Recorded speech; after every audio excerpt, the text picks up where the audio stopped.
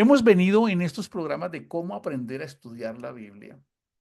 Yo soy muy afortunado porque esos temas me demandan a investigar más y a tratar de entender cómo funciona esto de la escritura.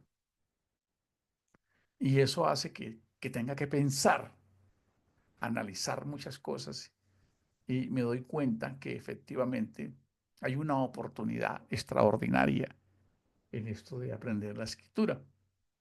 Son muchos matices y vamos a ir comiéndonos el elefante a mordiscos, porque un elefante grande no se puede comer un elefante de un solo bocado.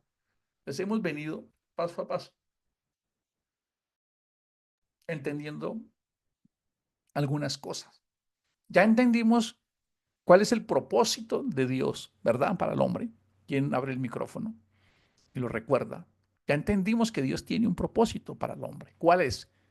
Abran el micrófono y asegurémonos de que eso no es que lo aprendimos, porque nuestra filosofía no es soltar información, es aprender, es incorporar el conocimiento como contenido. Entonces, ¿cuál es el propósito realmente que Dios tiene hacia el hombre? A ver, vamos a escucharlo. Ser semejantes a Él. Que seamos semejantes a Él. Ahora, ¿cuál es el propósito del hombre? Es similar,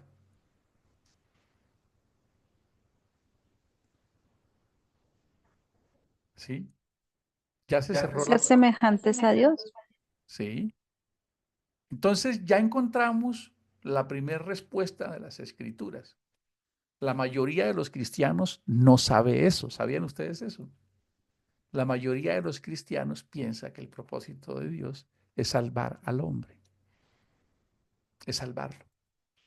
El propósito de Dios para el hombre es hacerlo a su semejanza.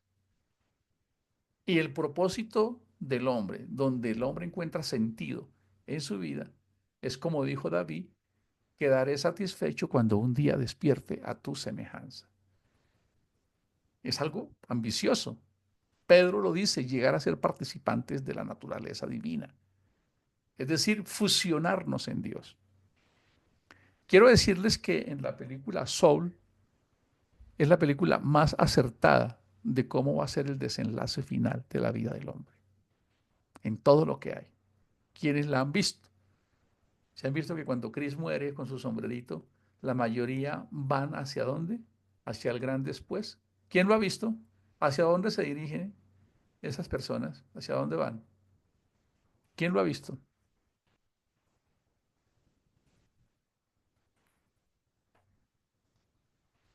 Ese es Buzz Lightyear. Timoteo trata, ¿ninguno lo ha visto? ¿Ninguno ha visto la película cuando mueren que van caminando hacia allá? ¿No? ¿Nadie lo ha visto? ¿En el gran después?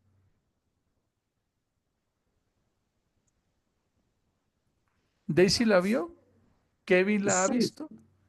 sí, sí, sí. En el gran después es como, y el más atrás, algo así, para encontrar la chispa del propósito divinidad. Yo lo referencié de esa manera. No sé si será así. Pero cuando todos van, todos los que han muerto, ¿hacia dónde se van dirigiendo? Hacia el cielo, Hacia una luz brillante, hacia una luz brillante que está en la parte superior. que es como un sol, Sí, señor. como un sol. Bueno, Timoteo dice el que habita en luz inaccesible, al único inmortal e invisible Dios, dice Timoteo. ¿Sabían ustedes eso? Al que habita en luz inaccesible, al único inmortal e invisible Dios. Entonces, en esa película, cuando todos van muriendo, van por una banda y van en su luz cada uno, como la parte espiritual, y se van fusionando a ese sol. No es que lleguen a un lugar, ¿de acuerdo? No es que digan allá, y choquen la mano con Dios. Hola Jesús, ¿qué más? ¿Cómo no? Todo duro, no. Sino en un lenguaje incomprensible se fusionan con Dios en ese proceso. Es como una célula mía. O sea, miren que yo estoy moviendo mis manos. Vean mis manos cómo se mueven, así como el hombre en cámara lenta. ¿Me están viendo? Esto que yo estoy haciendo se da por la complicidad de mis células y de mis neuronas. Ellas están dentro de mí. Yo no soy tan consciente de ellas, pero ellas se hacen conscientes a través de lo que yo hago. Es la misma manera. Vamos a quedar fusionados, así como esas neuronas están en mi cuerpo, nosotros vamos a quedar fusionados en Dios. ¿Y alcanzan ustedes a imaginar la grandeza de eso? ¿Alcanzan ustedes? Por eso Pedro trata de decirle, ustedes no tienen ni idea en qué están metidos. Si lo supieran, no andaban perdiendo el tiempo para ir en bobadas. Dirían, yo quiero pegarme más a esto. Al punto que el apóstol Pedro dice que es tan ambicioso que son cosas en las cuales los ángeles anhelan mirar. Voy a colocarlo más preciso. Oye, si yo fuera un humano no pararía de leer la Biblia. Si yo fuera un humano no pararía de cantar. Si yo fuera un humano no pararía. Y estos humanos no han entendido que cada vez que dedican su tiempo a Dios se aquilatan, se divinizan. No lo han entendido. Y se dejan distraer por cosas por allá.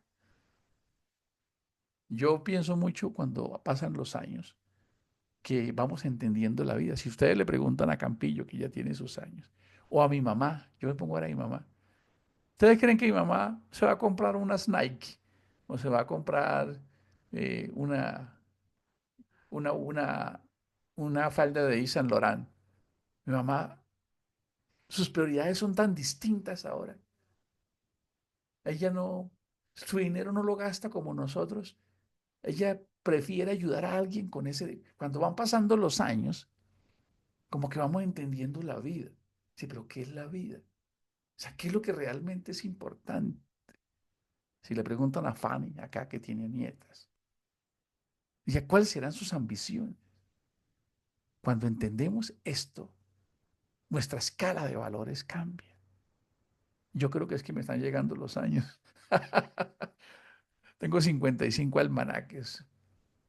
A mí me gusta echar si esto es muy bueno, sé que aparento 30, pero no sé si es que por los años pienso de esta manera ahora y digo, wow, si todos pudiésemos entender, si fuéramos una escuela de sabios, si pudiéramos tocar a la sinfonía de la voluntad de Dios, si nos conmoviera lo mismo que conmueve a Dios, si nos apasionara lo mismo que le apasiona a Dios, entonces podríamos decir como Pablo, a portas de estar decapitado, me espera la corona de la vida.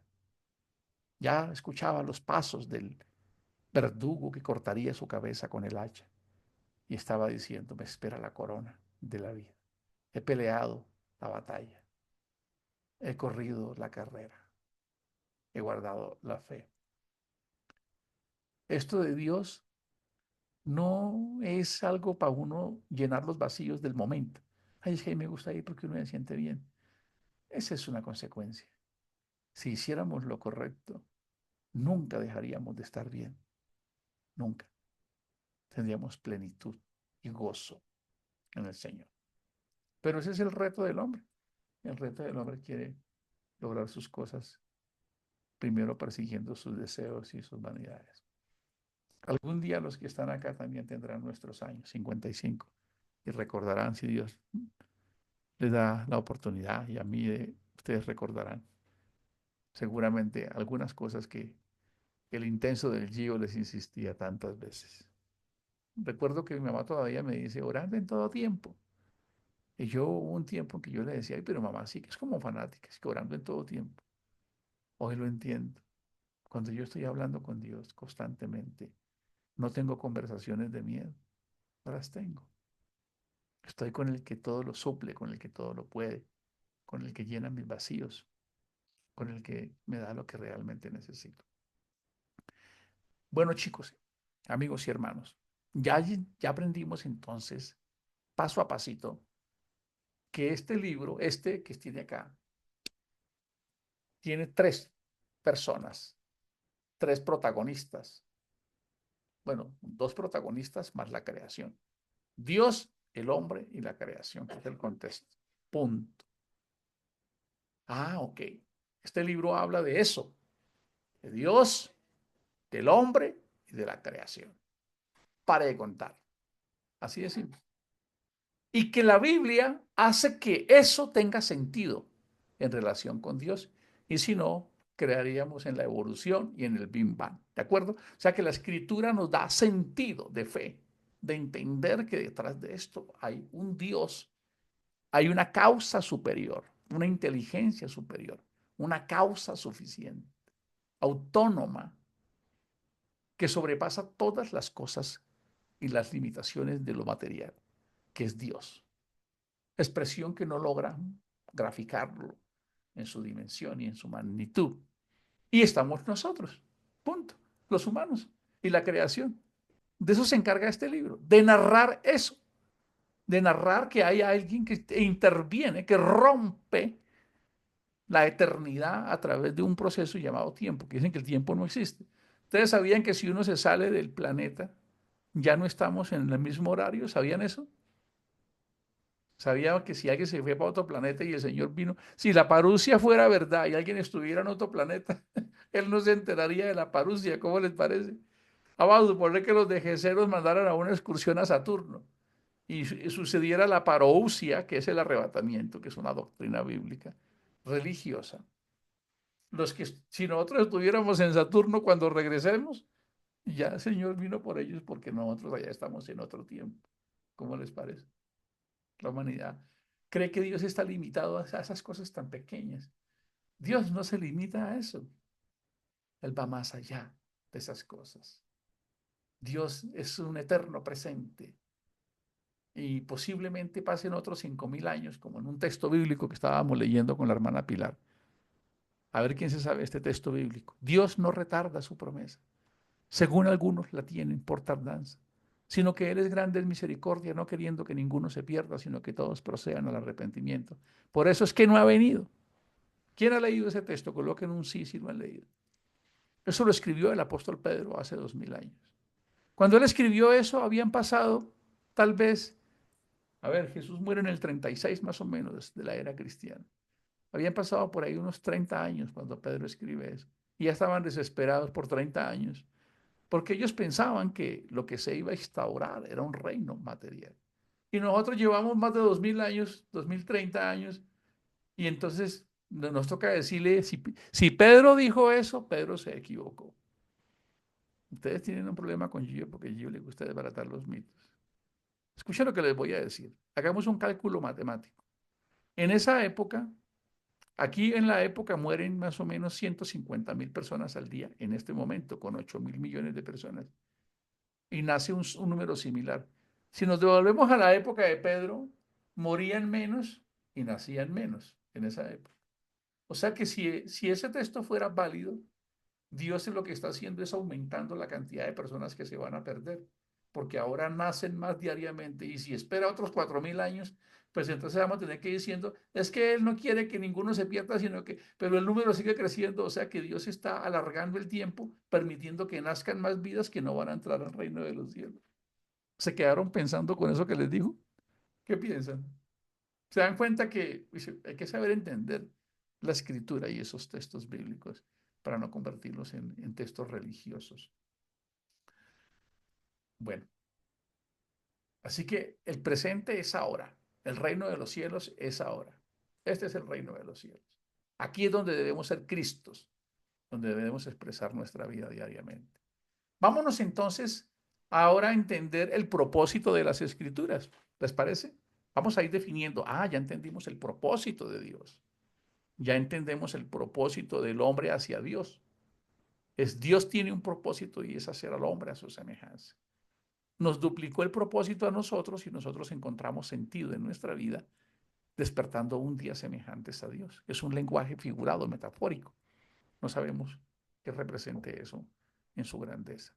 Ahora vamos a entender el propósito de la escritura.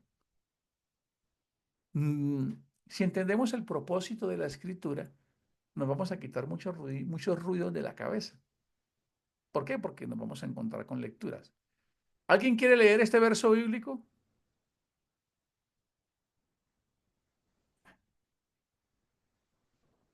Léelo.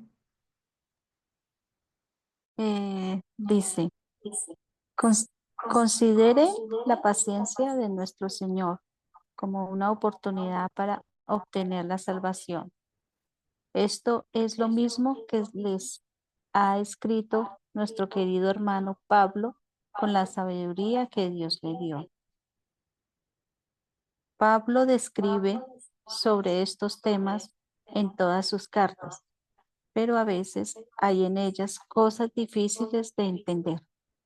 Los ignorantes y los débiles en la fe cambian el significado de las enseñanzas de Pablo y de las otras escrituras, causando así su propia destrucción. Muy bien. ¿Qué les llama la atención de esa lectura? A ver, levanten la mano y digan todos, incluso la persona que leyó, está por aquí cerquita a mí. De esa lectura, ¿qué les llama la atención? A ver, yo lo coloqué como para que lo identificáramos. ¿Qué les llama la atención de esa lectura?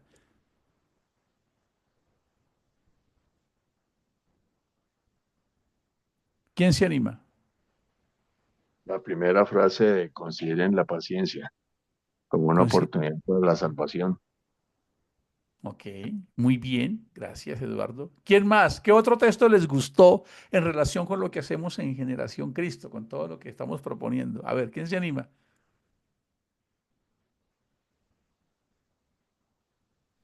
Me parece que la última parte es delicada.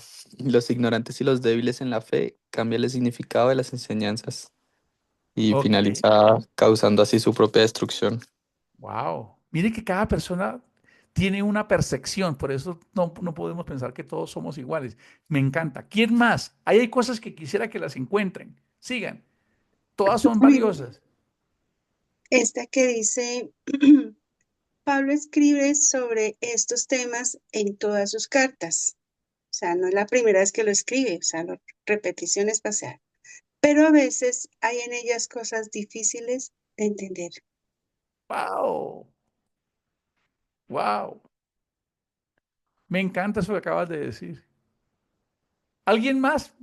Ya han dicho tres comentarios, muy valiosos. Veamos a alguien más que quiera participar. Puede ser que le hizo énfasis a alguno de los tres o alguno nuevo. Sigan. Como dice el 15, consideren la paciencia de nuestro Señor como una oportunidad para obtener la salvación. O sea que Dios siempre está ahí con su amor y su paciencia, esperando que la humanidad llegue a Él. Muy bien, bien. Bueno, ¿cómo les parece esto? Pastor, Sí, ay, qué pena. Yo tengo también un tema que me pareció, que me gustó. En la segunda parte del versículo 15, que dice que esto es lo mismo que les ha escrito nuestro querido hermano Pablo con la sabiduría que Dios le dio.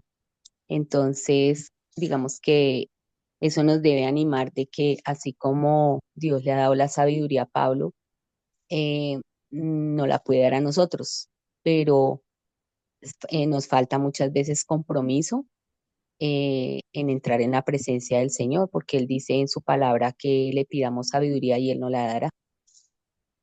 así es. Muy bien, Astrid. Qué buena participación. Me encantan todas las que han dicho, pero quisiera resaltar una que es parte de la hermenéutica, de la interpretación. ¿Quién escribió esta carta? La escribió Pedro. ¿Quién era Pedro? Les pregunto. Era un ícono de liderazgo. ¿A quién se está refiriendo Pedro?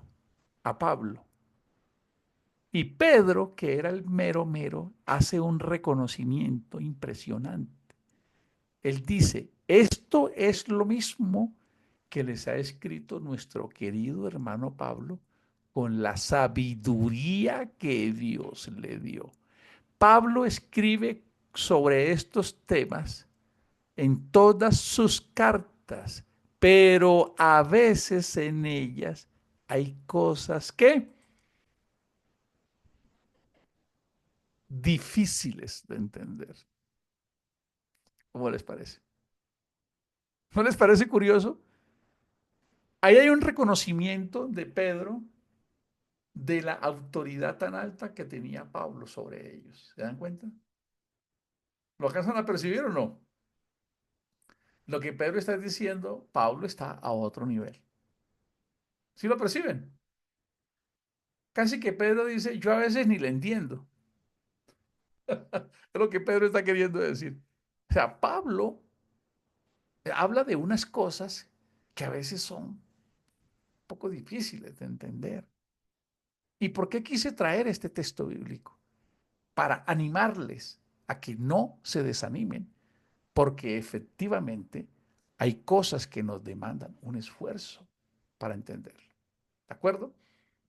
Para que no caigan en el desánimo, ay no, pero es que uno va a leer eso y uno ni entiende qué es eso. Entonces, tranquilos.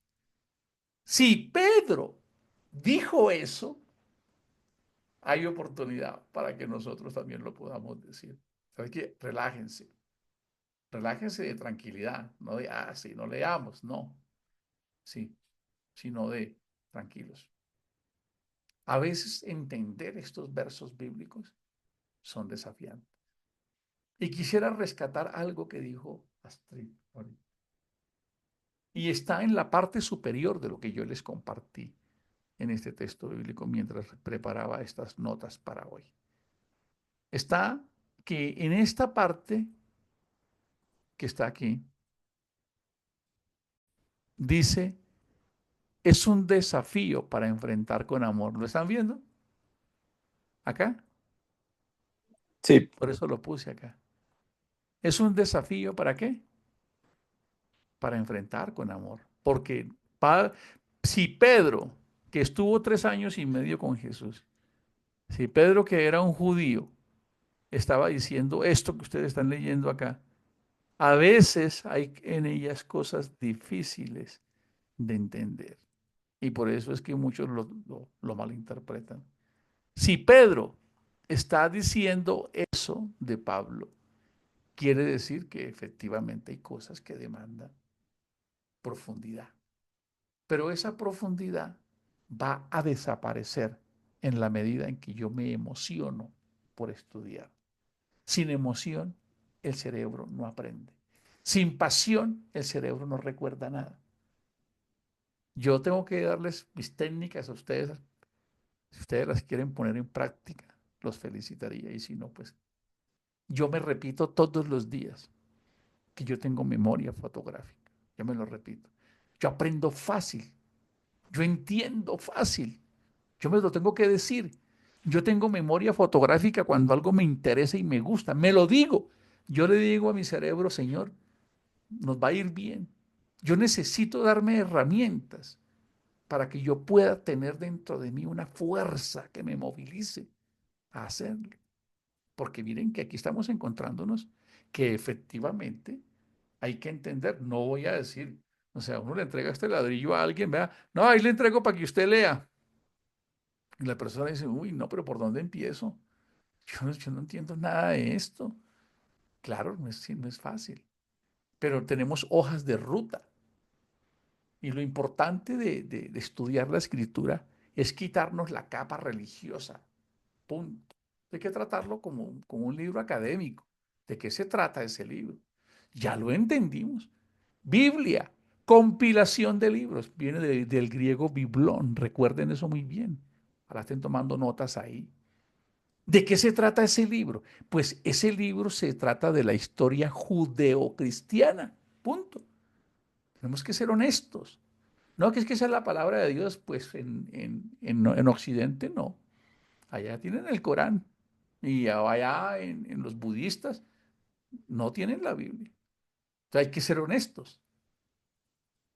Hay que ser honestos y justos. Esta es la historia judeocristiana de la religión cristiana, con fundamento en el judaísmo, con algunas discrepancias muy grandes desde el judaísmo, porque el cristianismo romano se robó, se adjudicó, detentó que ellos eran la iglesia, y eso no es verdad.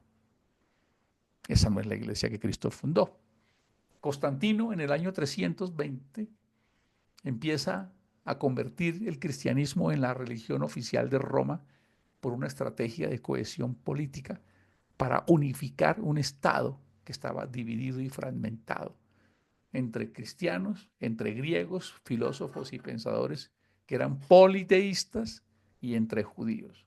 Así que él decide convertir el cristianismo en la religión oficial. Y para eso tienen que martillar y arreglar un poquito todo, poner, quitar, de manera que este libro pudiese en alguna medida sobrellevarlos a todos, negociando algunos principios de fe. Esa es la verdad, tengo que decirse. Los cristianos que a veces decimos, como en mi caso, durante muchos años, cuando yo era católico, cuando yo era cristiano católico, pues todavía lo sigue siendo, porque la mayoría de lo que cree el cristianismo es lo que enseñó el cristianismo católico. La Trinidad, el bautismo, el perdón, todo eso ha sido fundamentado. Lo que no se ha predicado es el verdadero mandamiento: amar a Dios, amar al prójimo como a ti mismo, porque de esto dependen toda la ley y los profetas. Lo demás es religión, y a Dios no le importa mucho la religión. Cuando ustedes ven a Jesús hablando con los fariseos, les dice: fariseos hipócritas, yo lo que quiero es justicia y misericordia. Punto. ¿Quién no entiende eso?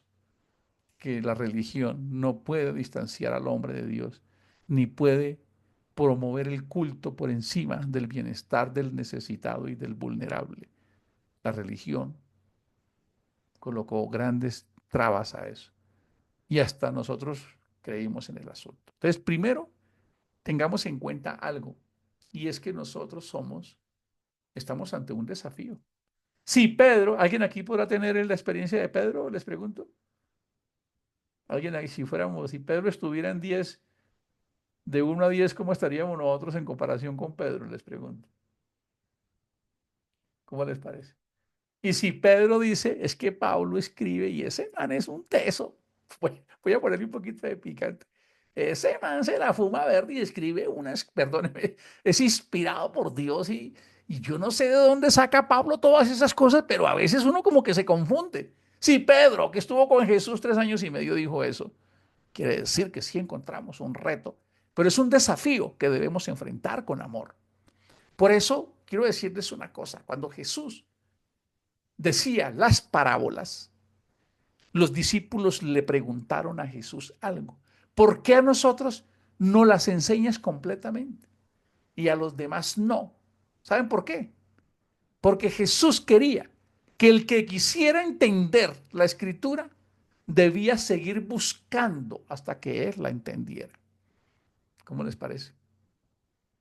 Ese era el verdadero objetivo. Yo te doy el 80, pero si tú quieres llegar al 100% de la comprensión, ese otro 20% lo tienes que encontrar tú con tu esfuerzo para que realmente sea un aprendizaje. ¿No les parece fascinante eso? Entonces, vamos paso a paso entendiendo que la escritura tiene un propósito también. Y que ese propósito es desafiante, ya lo tengo que decirles que sí. No vamos a decir, no, pero es que ustedes sí son cerrados, nadie entiende. No, esto demanda tiempo, esto demanda esfuerzo. Hay algunos desafíos que entender. Ahora voy a irme entonces, el objetivo de la escritura. ¿Quién quiere leer? El propósito de las escrituras. Vamos a leer, a encontrar, vamos a quedarnos con claridad. Ya tenemos el propósito de Dios para el hombre. Recuerden que todo eso se mueve en 3 cosas: Dios, el hombre y la creación. Punto, ya lo entendimos.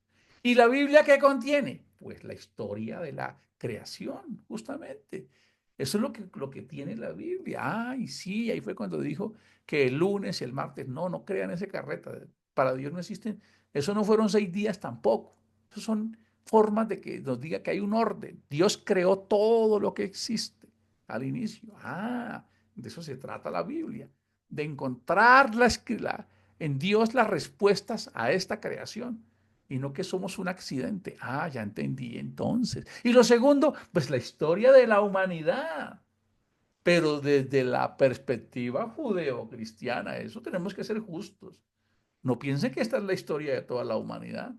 Allá estaban, antes de que los judíos nacieran como religión, ya existían las religiones babilónicas. La religión más antigua puede ser el zoroastrismo, que creía en la rebelión de los ángeles en el cielo y en el infierno y esas cosas. No crean que los judíos fueron los únicos que empezaron a hablar de esto. Y quiero decirles algo, y no piensen que Dios había sacado del llavero a toda la humanidad. Sería un Dios injusto, porque Él fue el que los creó. Pero hoy no nos vamos a meter en ese tema, ¿de acuerdo? Vamos entendiendo cuál es el propósito. Dios, la creación, el hombre. Y viene la historia de la humanidad. Y la historia de la humanidad se cierra en un ciclo hasta el capítulo 11 de Génesis. Y en el capítulo 11 de Génesis, irrumpe un personaje llamado Abraham. Abraham. ¿Quién es Abraham? Abraham es el inicio de todas las religiones abrahámicas, como se llaman. ¿Y cuáles son las religiones abrahámicas? El Islam, el cristianismo y el judaísmo. Ahí nada más hay 5.000 millones de personas casi, ¿cómo les parece? Casi el 60% de la población cree en esas religiones. ¿Cómo les parece? Entonces, de Abraham viene la historia de la nación de Israel. Esa es la Biblia. O sea, entendámoslo así, de esa manera simple. En Abraham, es la historia de la creación, la historia de la humanidad, ¿verdad?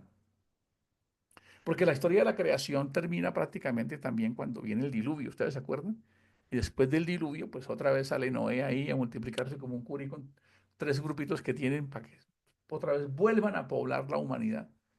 Y después ahorita viene Abraham y ahí empieza la historia del pueblo de Israel. ¿Cómo les parece? En Génesis 11. Entonces, ustedes se encuentran en el Nuevo Testamento, que es una expresión religiosa, decir Nuevo Testamento es una expresión religiosa. Ustedes se encuentran en las profecías. Por ejemplo, si ustedes se leen el capítulo 1 de Mateo, el libro de Mateo empieza de la siguiente manera. Libro de la genealogía de Jesús, hijo de Abraham, hijo de Isaac, hijo de Jacob. ¿Cómo les parece? Ahí hay un resumen. ¿Por qué Abraham? Porque Abraham es donde empieza la historia de Israel. ¿Por qué Isaac? Porque era el hijo de la promesa. ¿Y por qué Jacob? Porque de Jacob nace Israel. Lean Mateo 1, así dice. Libro de la genealogía. En el original se debería leer libro del Génesis de Jesús, dando a entender que el linaje de Jesús empieza en Abraham, Isaac y en Jacob de Israel. Si ustedes se leen Romanos 9:5, ahí empieza a decir, dice Pablo hablando de los judíos, dice que son israelitas.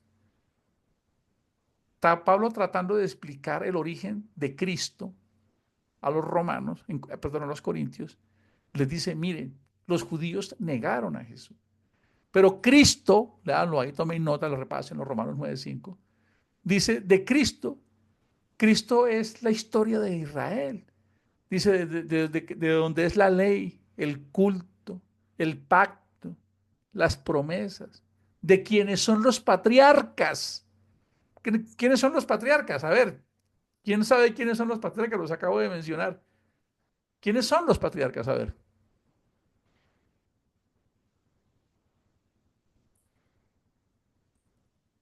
Esta grabación tenemos que subirla para que la repitan. Los patriarcas son Abraham, Isaac y Jacob, y de los cuales, según la carne, vino Cristo. Miren que hemos ido desglosando la Biblia poco a poco. Voy entendiendo esto poco a poco. Vamos despacio.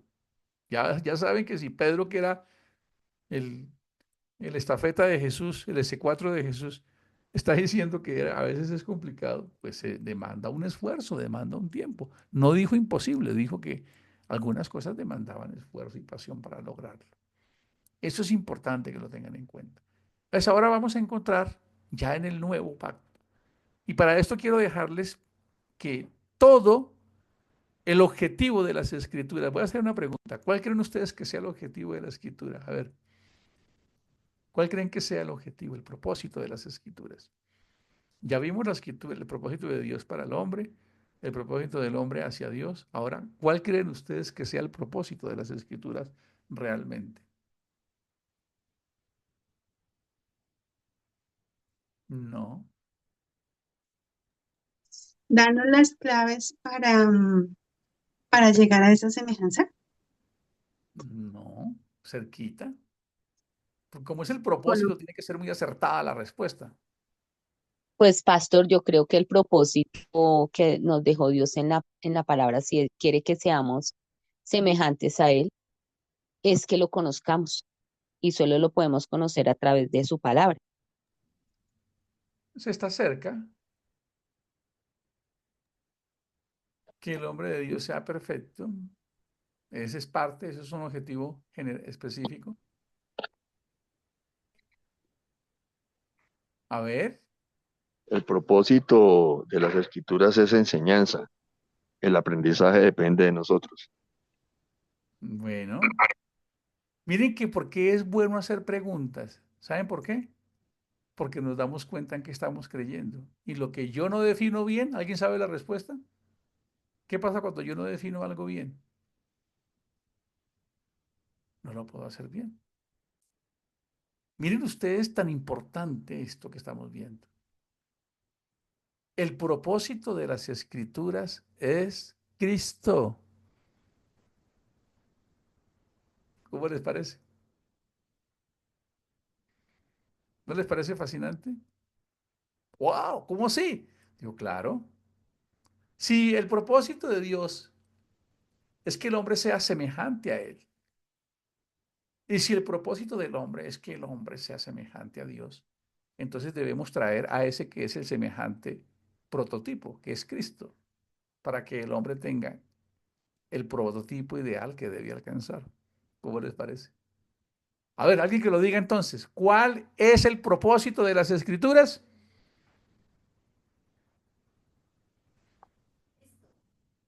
Ya. Es Cristo. Es Cristo. Cristo. Se dan cuenta que si yo pues, estoy diciendo que enseñar, que por allí, que por allá me pierdo, pero miren esta claridad tan profunda. El propósito de Dios hacia el hombre es que el hombre sea semejante a él. Ahora el propósito del hombre, donde encuentra sentido, es que él se una a ese propósito y yo un día también sea semejante a él. Ahora necesitamos encontrar el propósito de las escrituras. El propósito de las escrituras es traer a ese modelo al que nosotros debemos apuntarles a ser semejantes, que se llama Cristo. Entonces, cuando te pregunten cuál es el propósito de las escrituras, ¿qué vas a responder? Cristo. ¿Por qué? Si ustedes se leen, mire, si ustedes se leen Génesis, creo que es Génesis 49, dice que cuando Jacob va a morir, él llama a sus hijos a bendecirlos y les dice, no será quitado el cetro de Judá hasta que venga el Silo. ¿Habían escuchado esa palabra? El Silo, el príncipe de paz, el Silo. Es una profecía que se da. Moisés dijo, profeta como a mí os levantará el Señor. ¿Cómo les parece? Después dice, cuando llama a Abraham, dice, en tu simiente serán benditas todas las familias de la tierra. ¿Quién es esa simiente? Les pregunto. Cristo. Cristo es la simiente. ¿Qué significa simiente? Sí. ¿Qué creen ustedes que significa simiente? Semilla, ¿Cómo? semilla. Ok, no te entendía. ¿Qué significa simiente? Sigo preguntando. Yo creería que como simiente viene como pienso, no sé, pastor, si estoy equivocada, como de semen. Entonces es como la célula digamos, como el eje. El precio es correcto. Viene de semen. Del semen de Abraham, la semillita, dijo Chuer, pone la semillita. ¿De acuerdo? Pone la semillita. Entonces O Abraham sea, puso la semillita. ¿Cómo? con Isaac. Con Isaac, Y Isaac después con Jacob. con Jacob. ¿Se dan cuenta? Y de Jacob, Cristo. ¿Se dan cuenta? ¿Cómo vamos entendiéndolo? Con esta claridad, ya tú sabes que cuando vayas a leer, todo lo que tú leas debe estar orientado a esa interpretación. Ah, entiendo. ¿De acuerdo? ¿Ven lo bonito poderlo entender? Ya entendimos entonces que la escritura tiene un propósito. No que enseñarnos, no que amemos a Dios, no que tal cosa. No, la escritura solo tiene un propósito y lo vamos a leer. Yo aquí estoy diciéndoles cosas, pero ya lo vamos a leer, tranquilos. Porque aquí EGC todo es verificadito, comprobadito. ¿De acuerdo? Ya les dije tres textos. Cuando usted, voy a leerles el texto porque debe quedar claro. Hasta que venga el Silo. Pero yo, una preguntita ahí cuando dice entonces, el propósito de las escrituras es Cristo. Entonces es testificar en Cristo, o uno debe decir es Jesús el Cristo. Ahí tengo, por favor, si me colaboras, gracias. ¿Sí? Lo que pasa es que Cristo es un término que significa ungido.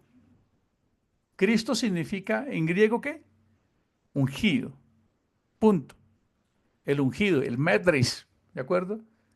El elegido. En hebreo, cómo se dice ungido? ¿Cómo se dice ungido en hebreo? A ver.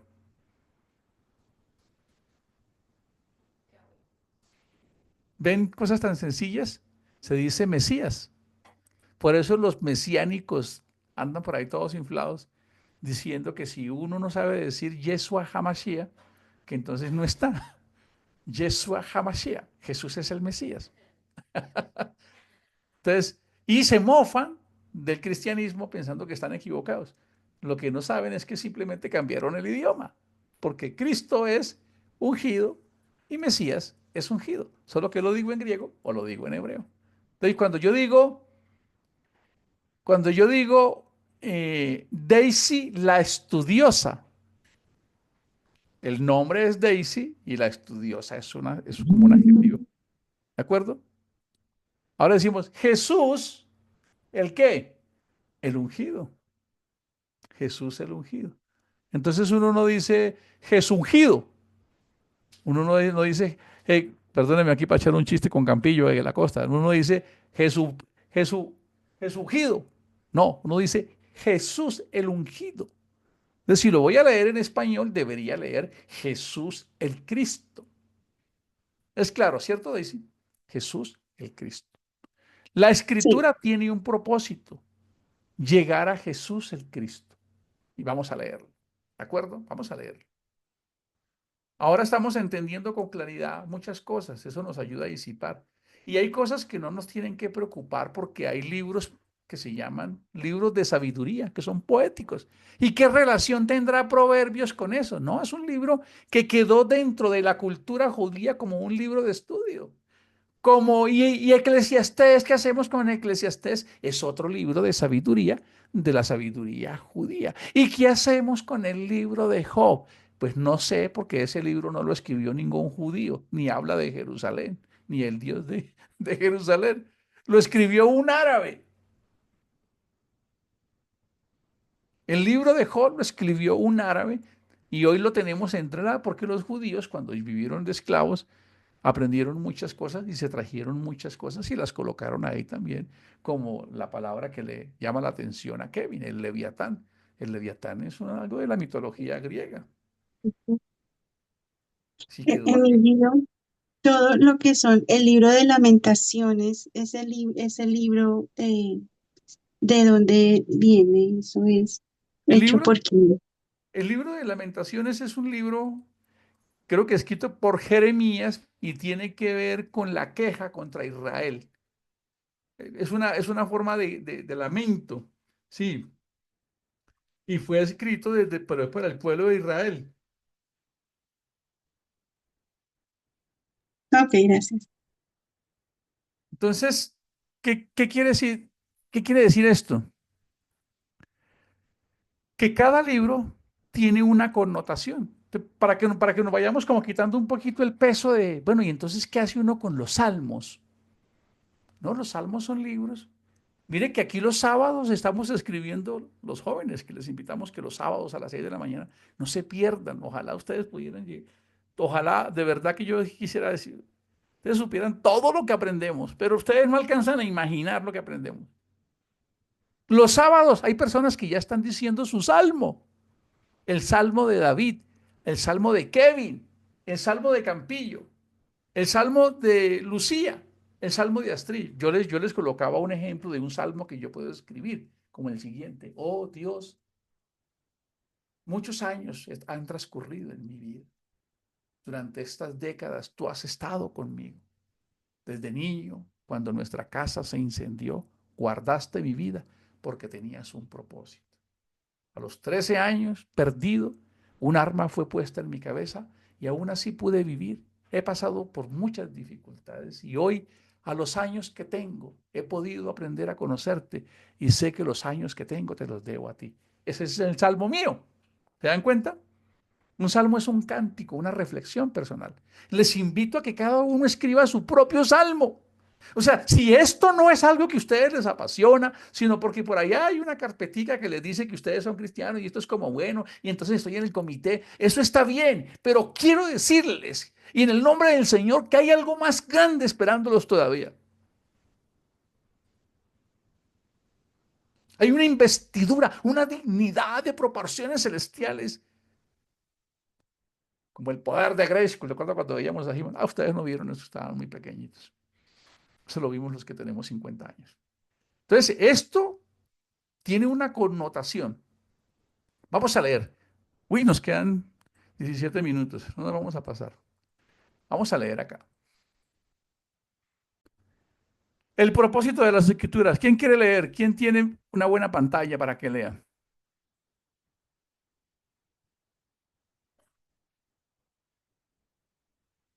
¿Vale? Dice, el propósito de las escrituras, Lucas 24. Entonces él les dijo, oh insensatos y tardos de corazón para creer todo lo que todo lo que los profetas han dicho. ¿No era necesario que el Cristo padeciera estas cosas y que entrara en su gloria? Y comenzando desde Moisés y siguiendo por todos los profetas, les declaraba en todas las escrituras lo que de él decían.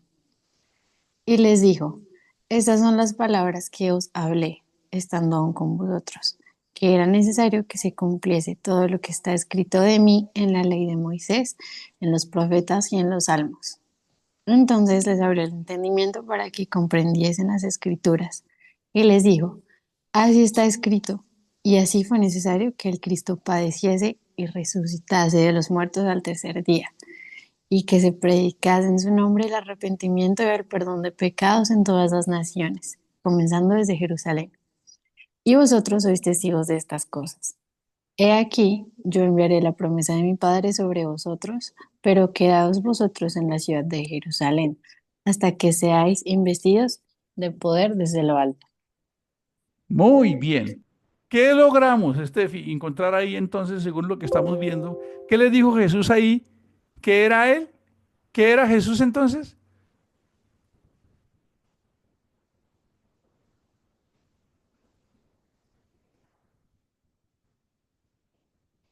Sí, y les dice el verso 27, no era necesario que el Cristo padeciera estas cosas y que entrara en su gloria y comenzando, ¿desde dónde?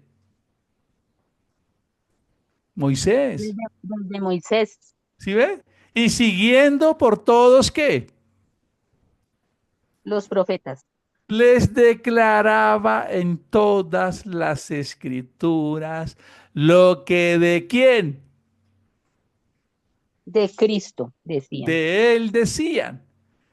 Y como ustedes lo ven acá, el 44, dije, y les dijo, les pongo un poquito en el contexto, Jesús resucita, los apóstoles habían perdido ya la fe, pensaron que que ya eso se había acabado, que ya no había nada que hacer, Jesús resucita, se encuentra con ellos creen que es un fantasma, ellos no están entendiendo nada, entonces Jesús se les aparece en el capítulo 24 de Lucas y les dijo, oye, cerrados, tapados por dentro, ustedes no entienden. Estas son las palabras que yo hablé con ustedes durante los 3 años y medio que estuve con vosotros y les expliqué que era necesario que se cumpliese todo lo que estaba escrito, ¿de quién? Les pregunto. De él mismo, de Ahí Cristo, dice, lo que está escrito de mí, de mí, de él mismo. mí, de mí, en la ley de Moisés, en los profetas y en los salmos. Y les abrió el entendimiento para que comprendieran las escrituras. ¡Wow! ¡Qué poderoso! Ahora queda claro cuál es el propósito de las escrituras, les pregunto. Sí, señor, clarísimo. ¿Se dan cuenta? No lo había entendido así, no lo había entendido así. Sí, el propósito de la escritura es Cristo, lo demás son accesorios. Sigue, Eduardo. Una pregunta. Ese texto también se podría interpretar como si, porque dice que se queden en Jerusalén, pero como es necesario que se predique, el mensaje de enviarlos no era a los de Jerusalén para que se fueran a predicar la palabra. Es decir, los judíos terminaron quedándose allá, muy pocos salieron, Pablo pero el hecho, o sea, de que la iglesia se formara afuera, la iglesia de Cristo se formara afuera de Israel, cuando el mensaje era para los judíos. Ok. No sé, yo lo interpreto así. Bueno, lo que pasa es que eso tiene una connotación un poquito de propósito. Es lo que se llama la Gran Comisión. Está casi en todos los evangelios. Dice, quedaos en Jerusalén hasta que seáis investidos del Espíritu Santo. Y le dice, para que sean testigos en Samaria, en Jerusalén, en Judea, en Samaria y en todo el mundo. ¿De acuerdo? O sea, es decir, él le dice, esperen que llegue la investidura del día de Pentecostés, es lo que realmente está queriendo decir Eduardo. Literalmente lo que quiere decir es, esperen que llegue Hechos 2 de los apóstoles, el Espíritu descienda, ustedes sean llenos del poder, sean testigos en Jerusalén, después en Samaria y después en todo el mundo. ¿De acuerdo? Es lo que realmente quería decir, que esperaran el procedimiento. O sea, técnicamente le voy a decir qué es lo que le quiso decir. En el Antiguo Testamento, cuando el sumo sacerdote sacrificaba el cordero, porque Cristo es la réplica de lo que hacían los judíos en el templo. Sacrificar un cordero puro, sin mancha, lo sacrificaban, tomaban la sangre, lo ingresaba, el sacerdote entraba con esa sangre al lugar santísimo, allá en ese lugar que se llamaba el tabernáculo, el lugar santo, el santísimo, un señor vestido con unas vestiduras blancas y unas joyas, entraba al lugar santísimo donde estaba ¿qué? ¿Qué se encontraba en el lugar santísimo? A ver, ¿quién me lo dice? No, el tabernáculo contenía eso. Sí, pero había un elemento ahí. ¿Qué estaba en el lugar santísimo? ¿Quién lo sabe? ¿Quién lo recuerda? ¿El arca del pacto? El El arca, arca del pacto, que representaba el lugar santísimo. Y en el arca del pacto había una tapa en la parte superior. ¿Cómo se llamaba esa tapa? A ver, ¿quién sabe? Muy bien, Dani. ¿Cómo? El propiciatorio, que era el lugar de arreglar las cuentas. Y en ese propiciatorio habían dos querubines mirándose de frente. El sacerdote vertía la sangre en ese propiciatorio y descendía la gloria de Dios y el sacerdote empezaba a danzar allá. Y el pueblo estaba escuchando afuera unas campanitas que el sacerdote tenía aquí en unos flecos. Entonces la gente decía, Dios aceptó el sacrificio y esas lengüitas, esas campanitas están sonando. Lo mismo tenía que pasar con Cristo. Cristo muere, Cristo resucita, Cristo llega al cielo, presenta su sacrificio, desciende el Espíritu el día de Pentecostés, es aprobado el sacrificio y ahí es donde viene lo que se conoce como el periodo de la iglesia o del movimiento del Espíritu de Dios. Era eso lo que quería decirle, sino que quise ampliarlo un poco más. Sigue, Eduardo. Sí, estoy de acuerdo, está claro. Insisto de todos modos en la pregunta, siendo el pueblo escogido, no quería Jesús era indicarles cuál era la misión, o sea, la gran comisión fuera para ellos, para el pueblo de Israel, que fuera el pueblo de No, Israel el que saliera. no era para todos. Era todo lo contrario. Era para todos. Era para todos. De hecho, en las profecías siempre diría de toda tribu, de todo pueblo, de toda lengua y de toda nación. Los israelitas fueron los que se equivocaron después, pero Dios siempre ha tenido a las naciones. Recuerden que hablábamos de las finanzas, que incluso las finanzas debían cubrir al huérfano, a la viuda y al extranjero. No, Dios siempre ha tenido. No, el judío fue el que se perdió. O sea, pero lo que Jesús le quería decir era que colocaran las bases primero en los judíos. Por eso él dice primero en Jerusalén, después en Samaria y después a todo el mundo. No era que Jesús les estuviera diciendo que eran solo ellos. Además, ellos no eran realmente el pueblo escogido. Ellos eran el pueblo instrumento. Es la frase más correcta. Era el pueblo instrumento para que llevaran al pueblo. Pero en Hechos 10, en el capítulo 10 de los Hechos, ingresa Cornelio y después ingresa Pablo a los gentiles. ¿Listo, Eduardo? Bueno, Entendido.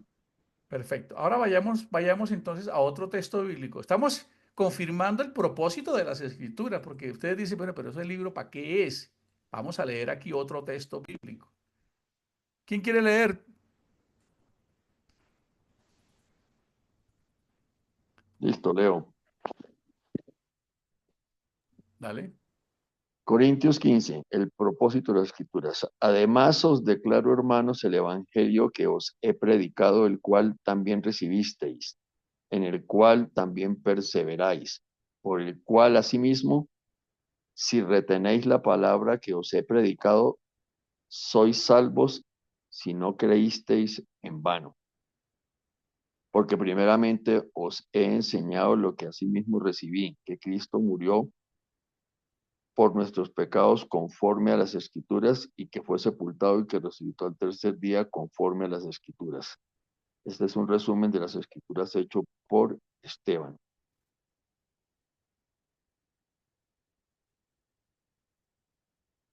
Fabuloso. ¿Qué interpretas ahí según el último párrafo 3, Eduardo? Pues que se cumplieron las Escrituras, Eso- Perdón, ¿que sé qué? que se cumplieron las Escrituras. Entonces, ¿cuál era el objetivo de las escrituras? Jesús, Cristo. El propósito es Cristo y su ministerio, por supuesto. ¿Cómo les parece? ¿Queda claro? ¿Y por qué coloqué a Esteban ahí? Porque el discurso, el discurso de predicación más completo de la Biblia lo hizo Esteban y después Pedro. Lo hace Esteban cuando es apedreado y después lo hace Pedro en Hechos 2. Vamos a mirarlo. Vean lo importante de entender para qué es la escritura. Discurso de Esteban.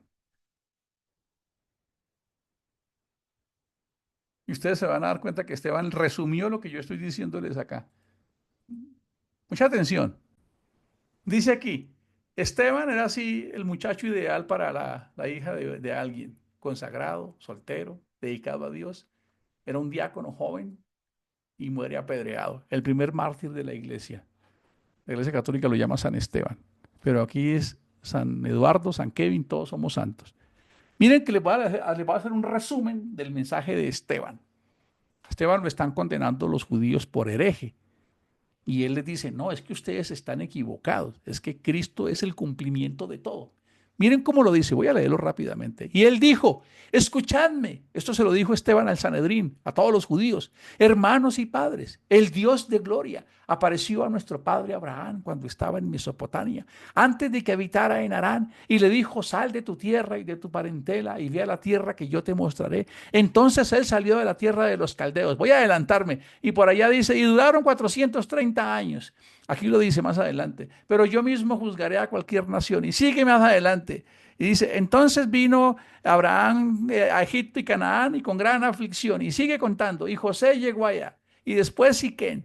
Y aquí sigue la historia, más adelante. Aquí está él hablando de ese. Y pasados 40 años se le apareció un ángel en el desierto, en el monte de Sinaí, una zarza. Y él empieza a contar la historia. Y después sigue Moisés. Este Moisés es a quien ellos rechazaron diciendo, ¿quién te ha puesto como gobernante y como juez? Y Esteban está hablando aquí todo este discurso, ¿cómo les parece? Nuestros padres estuvieron en el tabernáculo y les está contando, vosotros que sois duros, o sea que Esteban en este discurso resume lo que yo les estoy diciendo acá, ¿cómo les parece?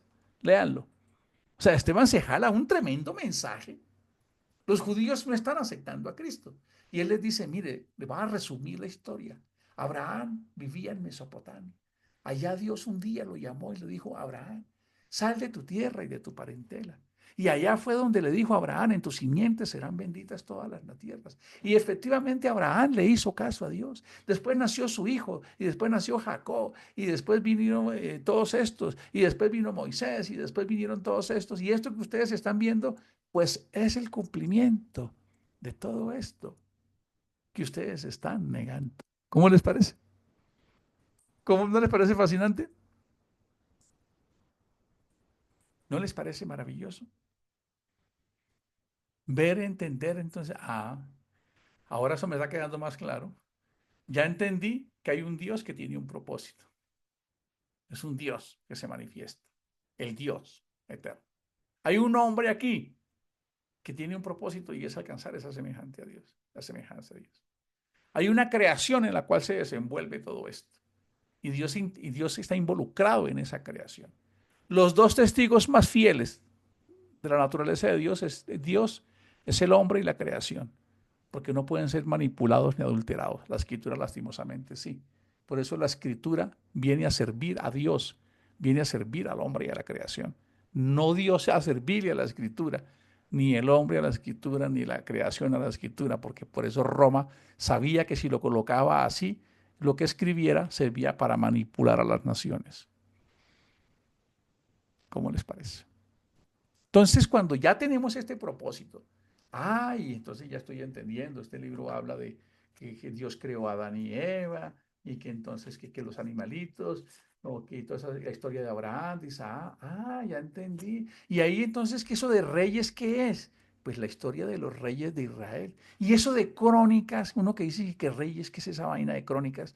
Crónicas significa la cronología, la historia, cómo los reyes de Israel cómo fueron todos pasando hasta que llegara un día. Cuando ustedes se leen el capítulo 1 de Mateo, tiene ese objetivo. Reunió todas esas crónicas porque empieza diciendo, libro del Génesis de Jesús, hijo de Abraham, hijo de Isaac, hijo de Jacob. Y empieza, Abraham engendró a Isaac, Isaac, Jacob, Jacob a Judá, Judá de Tamar a Fares, Esrón, Arán, Aminadá, Nazón, Salmón, Abiú, y de por allá Jacob, y de Jacob, marido de María, nació el Cristo. ¿Cómo les parece? ¿Se dan cuenta? Entonces, cuando ustedes quieran, encuentren una historia en jueces, ¿y quiénes eran los jueces? Los jueces eran esos jueces que colocaba Dios para que gobernara Israel, porque antes no existía rey. Y entre esos, ¿quiénes estaban? Pues fue una señora que llamaban Débora, cuyo nombre significaba abeja, no porque fuera así abeja, sino porque era muy echada para adelante. Y después tuvo otro juez que se llamó Sansón. Y entonces esas historias que nos encantan, pues son esas historias, fueron de jueces, de líderes, de reyes, como David, que quedaron dentro de toda esa historia del pueblo de Israel. ¿Queda claro, mis queridos líderes y amigos y hermanos?